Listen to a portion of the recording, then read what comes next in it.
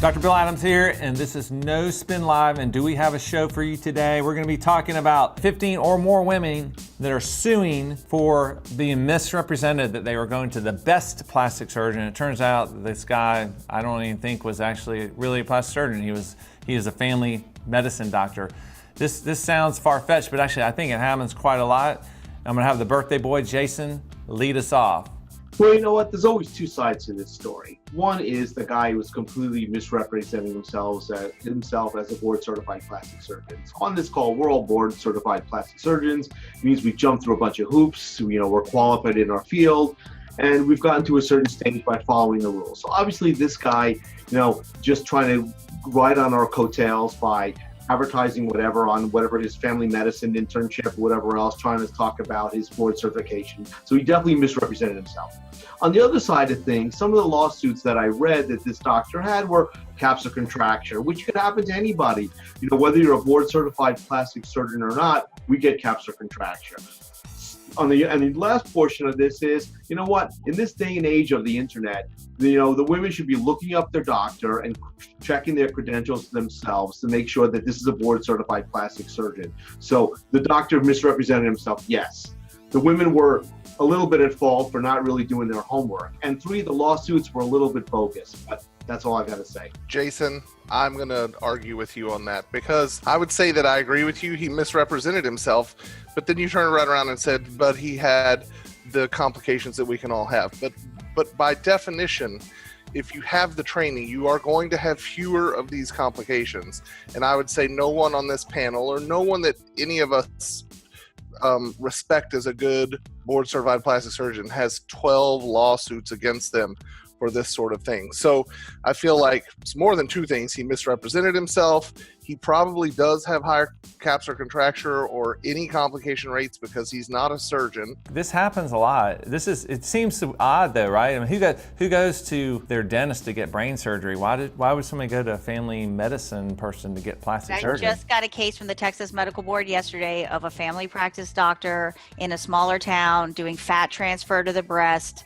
Long story short, patient got admitted, multi-system organ failure, etc. And so I think it's really tricky. These doctors clearly misrepresent themselves. And as Jason said, the onus is on the patient to do their homework. But if you've been to the cosmetic surgery, is it the American Academy of Cosmetic Surgery? Like if you read that website, they literally sound like they would be better than we are as plastic surgeons because they say, we specialize just in aesthetic surgery of the face and body. Plastic surgeons are doing reconstruction. They're doing hand surgery. They're doing kids and craniofacial.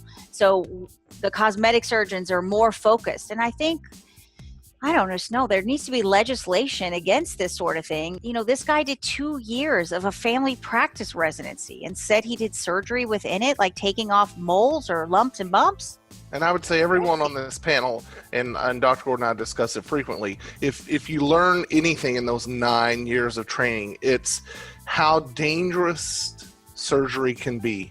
And I feel like that's what these people miss. They see how easy it is a lot of the time. They don't see how scary and dangerous it can also be, and they have no idea how to manage it when it gets that way.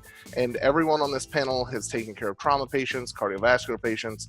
Like, we know how to manage a problem when it occurs, and I think that's what separates us. And the onus is on legislature and maybe our societies, but we have failed to this point to do it for our patients. Delvecchio, I know, I see some patients sometimes that have moles taken off by we're not here to bash family medicine people, but say it's family medicine, but even a dermatologist don't have much surgical training, and it's kind of a gong show. It usually, oftentimes doesn't turn out that well. What do you think about this? It's complicated, but here's the bottom line. The word botched should be omitted from any plastic surgery media or anything. It's just a horrible word. It's rhetorical.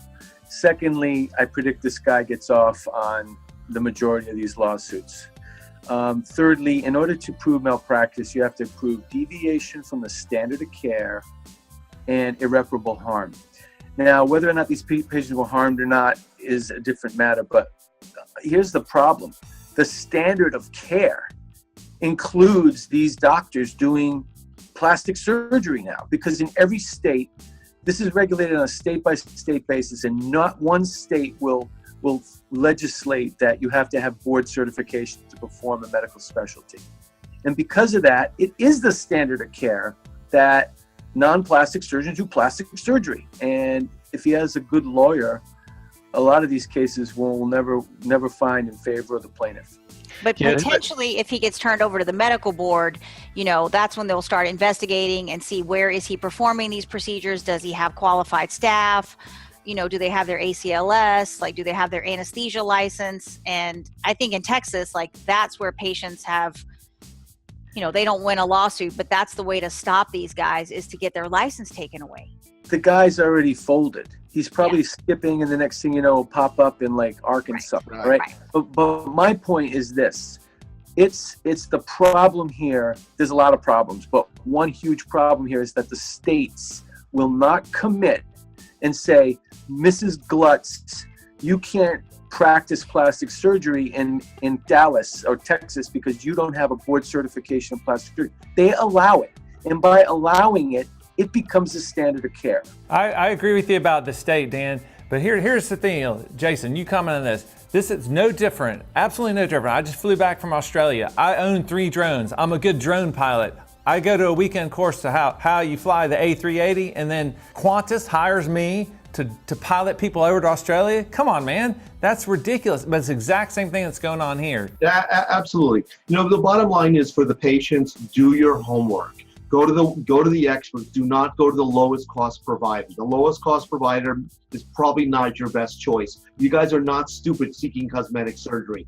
Do your homework. The internet is absolutely available for you to do your homework now. Yeah, but you know what? I think Dan's point is well taken. I fault the states, the medical boards, the same way Dustin and Ashley, we're all from Texas. The Texas State Board won't take a stand and say, hey, you got to at least have hospital privileges. If you're going to do a procedure in your office, you need to have hospital privileges for that same procedure. That's a simple way to regulate some of this. And actually, I would tell the viewers that's the question to ask, because all the other stuff can be confusing. I'm board certified in this and that, and they can't figure that out. But you know what? You can look that up. Does somebody have hospital privileges to do a breast augmentation? And if they don't,